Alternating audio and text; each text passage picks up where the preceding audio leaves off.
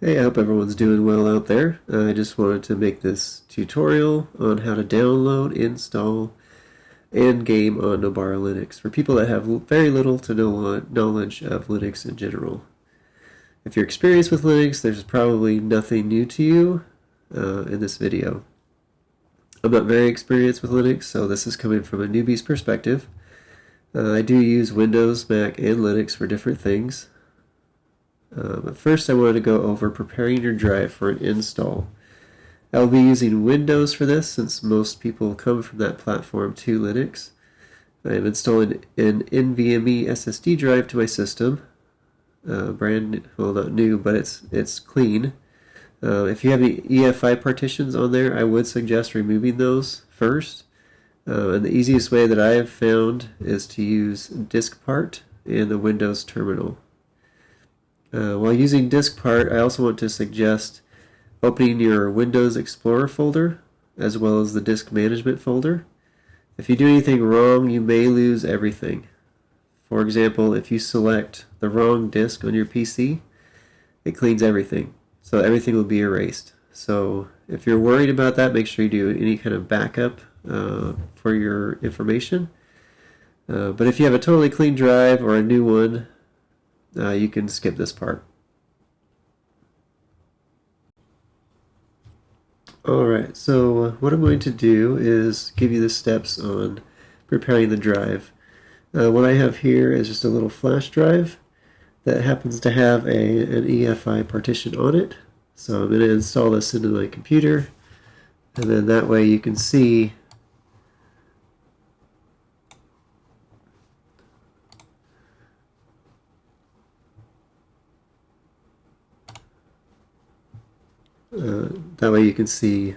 how to get rid of that EFI partition. So let me just plug that in.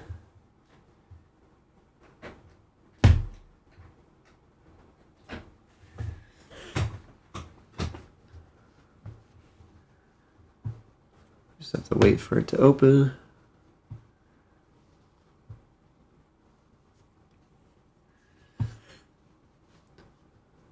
Alright. So here's the drive. I'm just going to go to here. As you can see, it has something written on there. This was a previous Linux boot drive. So if I go open up the disk management window, there you can see all the drives. You'll see that I have 3 drives. This is the main drive, this is the drive with my extra stuff, like games and folders and stuff. And this is the C drive, which has an EFI partition for Windows, and then the recovery there. And then when I go down, you'll see that this is the USB drive, and it has an EFI partition in here. But it's not, I can't get rid of it just by using a regular format. So I'm going to show you here. If I right click on here and hit format, I'm just going to use it to exFAT just so you can see. And I'll start the process. It's going to say it's going to erase everything. But when I do that, it takes a minute. Hit OK and close that. As you can see, it did nothing with that EFI partition. So what I've found works is to go into the command line, run as administrator, and you're going to want to use the DiskPart feature. This is no going back from this, so if you delete something, it's done forever. So you just type in DiskPart, and then it opens to, this is actually the DiskPart feature. So then you're going to hit list disk. It's going to show you all your disks, and you can see right here that they're numbered 0, 1, and 2. You'll notice here, well, just like I showed before, 0, 1, and 2.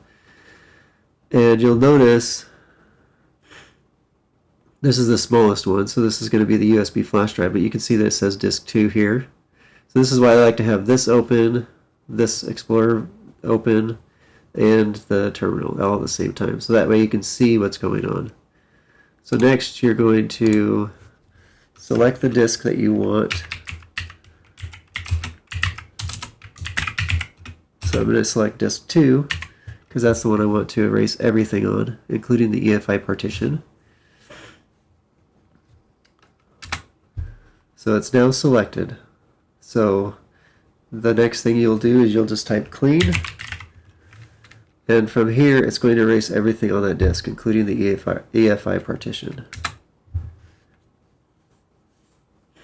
See, it's going to say you need to format that disk now.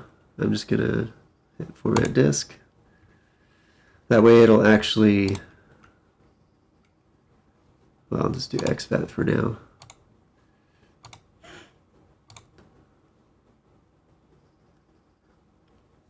Just wait a minute for it to do its job.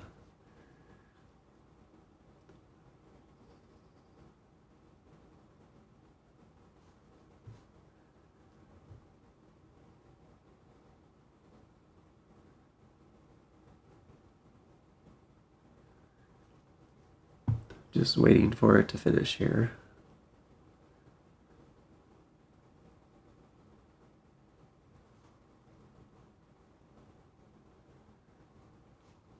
So let's just close that.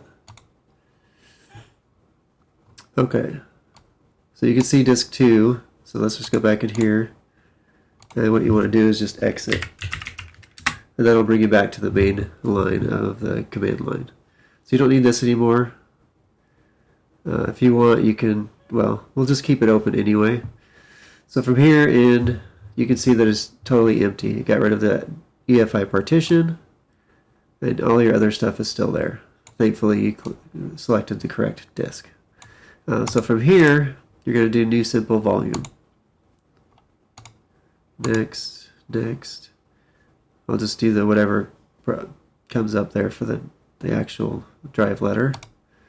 And I'm going to do FAT32. I'm just going to keep it as new volume because it's going to change anyway once you use it to make a USB drive for Linux. So I will hit next, finish, and then it should bring up everything. Once it's done, it'll pop up in your Windows Explorer screen over here that it's usable.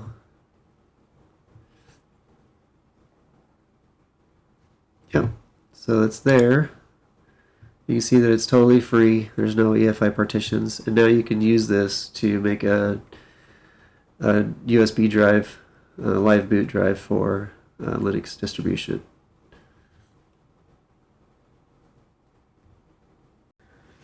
Alright, so next I'm going to go over using some software called Balena Etcher to actually download or to copy the information, the ISO, to making a bootable USB drive for Linux. So first you'll want to go to web browser, you'll type in Balena Etcher.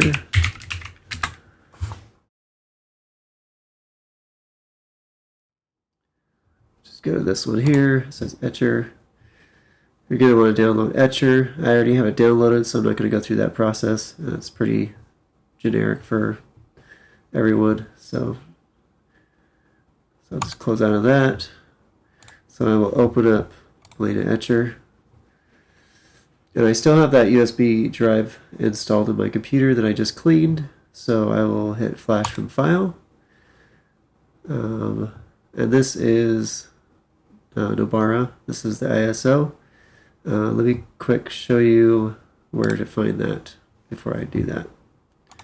So open up the internet again, a browser, and just search Nobara Linux. And you'll find it right here. It says Nobara Project. You'll click on it.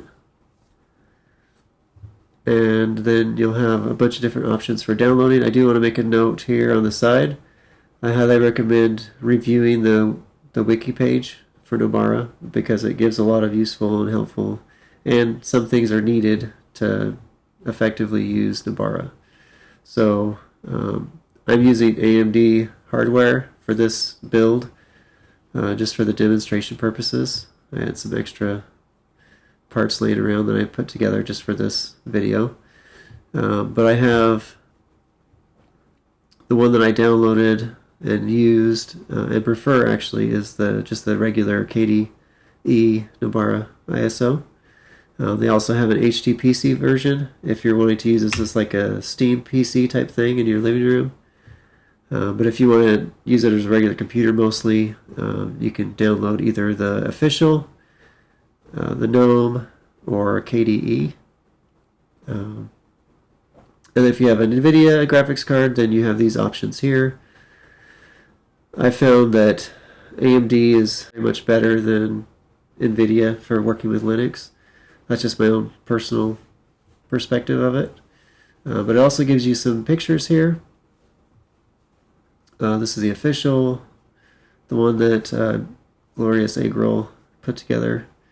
Then you have just the basic GNOME desktop and the KDE desktop, the HTPC, so you can switch to a desktop version or looking like a Steam Deck type thing, which would be like this. So since I already have it downloaded, I'm not going to take the time to do that. But let's go back to this Balena etcher. So it'll just flash from a file, and then I have this one here. So I will just click on it, hit open, and then you'll have to select your target disk. And it's just going to be that USB flash drive that I just cleaned. And then you'll hit select one, and then flash. And it's going to start the process. It's going to go through. It might take, I don't know, 10-15 minutes, I'm not sure. But once that's all done, then you should be able to use it to live boot.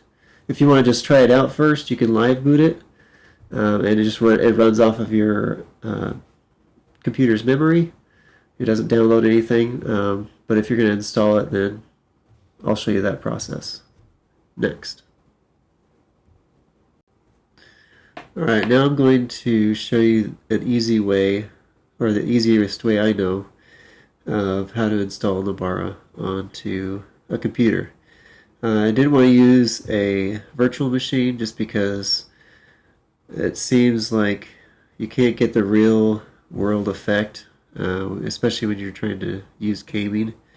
And I don't know enough about virtual machines to know how to use graphics memory and all that. So what I did is I am just using one SSD drive or NVMe drive.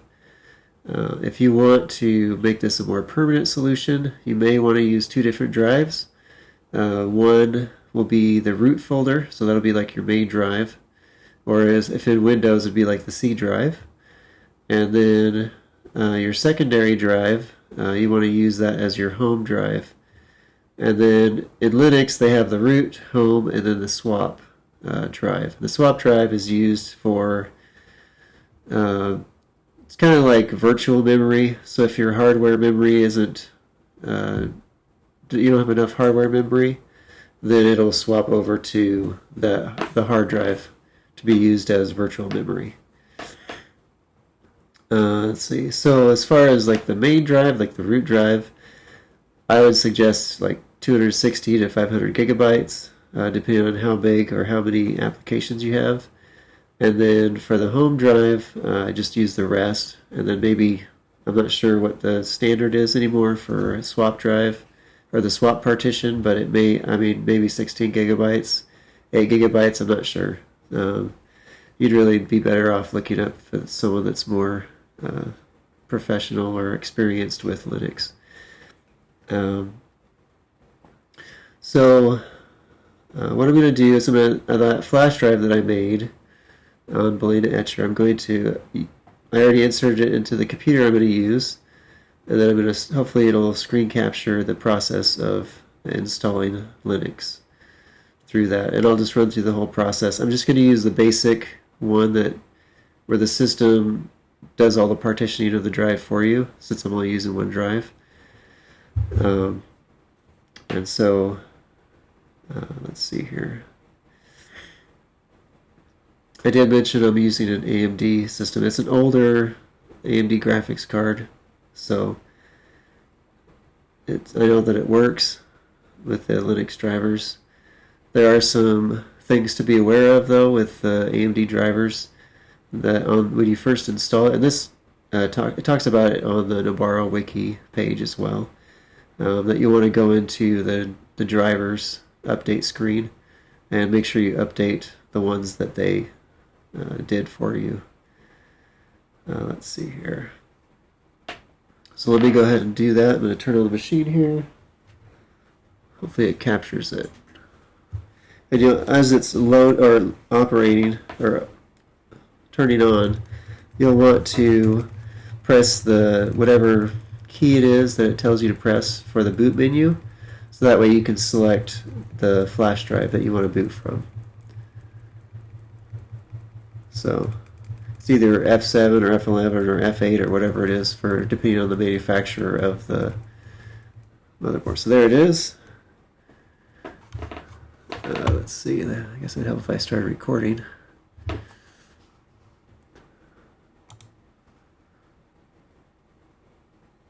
Alright, so I think it's recording, hopefully.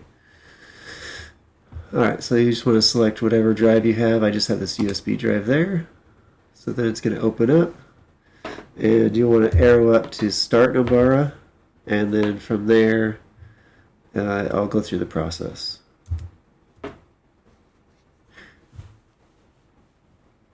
It might take a few minutes, 5 minutes, I'm not sure. Alright, there it goes. It takes a while at first when you first try to start it up, so you can, like I said, if you want to try out the system before installing it, you can just select cancel and go ahead and try it out. But I'm just going to go ahead and install it.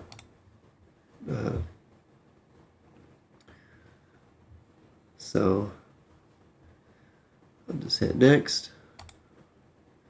That's the region that I'm in. I just hit next. The default. I'm just going to put, let's see, Linux sample.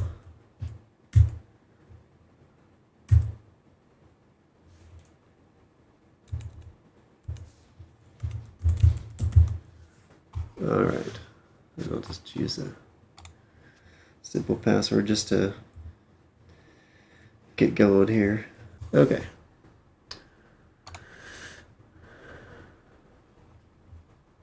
Alright, so now that I got the password figured out, just going to hit next.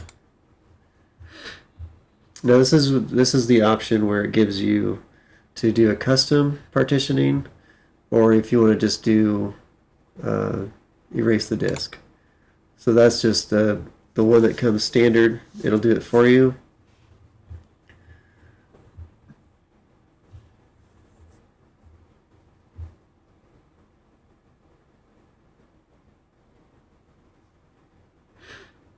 So yeah, if you want to do the manual partitioning, that's where you can section off each part of the root, home, or the swap. And that's what it does here on this little graph.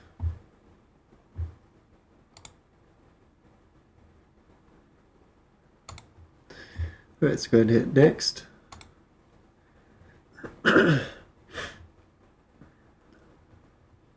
It's just giving you an overview of everything, and then just hit install.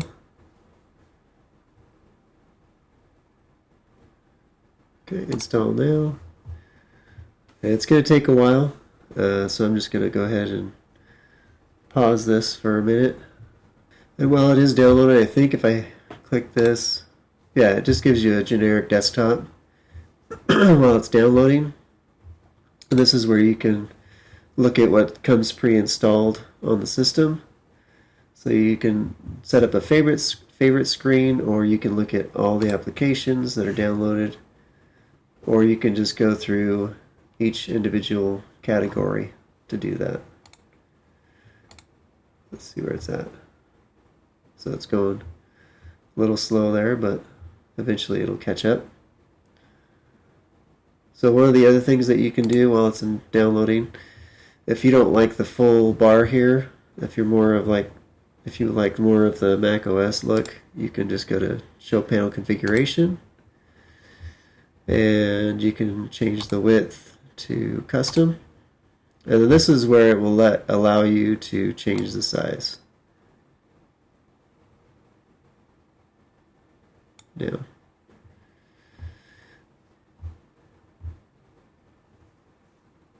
and then if you just hit exit, it'll go back to this.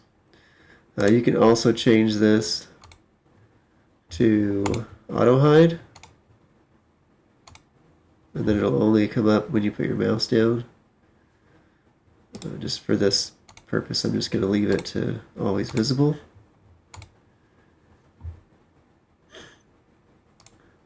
And then I'll extend it out back to where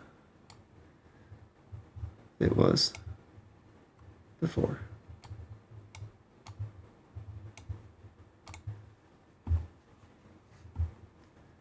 Alright, let's see where it's at.